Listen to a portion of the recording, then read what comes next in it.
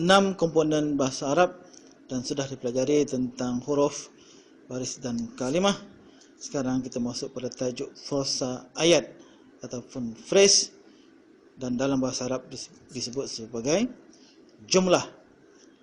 Dan sebelum itu, pelajaran tentang kalimah, ini isim, fi'il, haraf, dan tentang phrase ayat ini, prosa ayat ini, dan tentang ayat dan tentang pembarisan sesuatu kalimah, ini disebut sebagai nahwu ataupun tata bahasa ataupun grammar.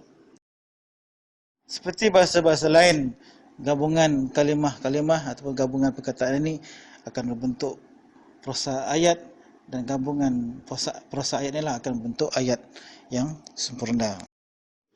Dalam bahasa Arab, prosa ayat ataupun jumlah ayat ini terdapat dua jenis. Yang pertama dipanggil jumlah ismiyah. Ini bermakna prosa ini bermula dengan kalimah isim, dan juga jumlah fi'liyah yang bermula dengan kalimah fi'il. Namun begitu, kita yang mahu membaca dan memahami tulisan Arab tentang jumlah ismiyah dan tentang jumlah fi'liyah ni tidaklah ditekankan, kerana ianya sangat penting kepada mereka yang mahu menulis, membuat ayat sendiri ataupun membuat ucapan. Prosa ayat ini ataupun jumlah ini hanya akan dipelajari selepas kita memahami apakah dia isim, apakah dia fi'il, dan apakah dia haraf. Komponen yang kelima ialah tentang ayat.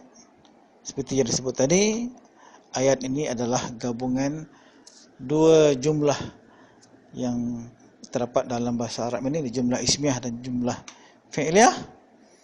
Dan ayat yang sempurna ini sudah pun tertulis dalam Al-Quran, tertulis di dalam hadis, di dalam doa, dalam bacaan solat, dalam zikir, dan kita yang mahu membaca adalah tidak ditekankan sangat ataupun tidaklah ambil penting tentang menyusun ataupun membuat sesuatu ayat. Tujuan kita ialah baca dan faham. Dengan itu kita seharusnya dan semestinya kena belajar yang asas, itu mengenal isim, mengenal fi'il, dan mengenal haraf. Ada jenis isim yang akan dapat kita kenal pasti, yang ianya berasal daripada perkataan fi'il. Manakala fi'il pula, seperti yang kita tahu, fi'il madi, 3 huruf original ataupun mujarad adalah ibu kepada fi'il. Dengan kata lain, sekiranya kita jumpa fi'il amar, fi'il suruhan, kita akan dapat tahu apakah fi'il mudhari'nya, apakah present tense-nya. Dan daripada fi'il mudhari' ini kita boleh work out untuk mencari fi'il madi. Dan akhirnya kita akan dapat satu perkataan yang akan dapat kita rujuk terus di dalam kamus. Sebelum ini kita pun sudah sebut bahawa di dalam kamus standard bahasa Arab, kalimah yang awal kita akan jumpa ialah fi'il madi. Ini khasnya fi'il madi 3 huruf.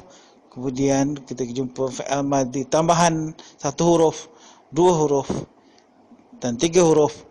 Dan kemudian yang barulah kita jumpa isim, jenis-jenis isim di bawah perkataan fi'il tadi. Dan yang terakhir, tajuk yang keenam ialah tajuk proses pembarisan ataupun disebut i'rab. Kenapakah satu kalimah itu berakhir dengan baris atas, baris di bawah, atau baris di hadapan? Kita akan tahu sebab-sebabnya. Dan ini ada juga kalimah yang disebut sebagai yang marfu', yang mansub, dan yang majrul. Dan ini juga tidak dipentingkan, tidak ditekankan dalam pelajaran kita yang mahu membaca tulisan Arab, dan kita bukanlah mahu untuk menulis ataupun bercakap ataupun memberi suatu ucapan di dalam bahasa Arab.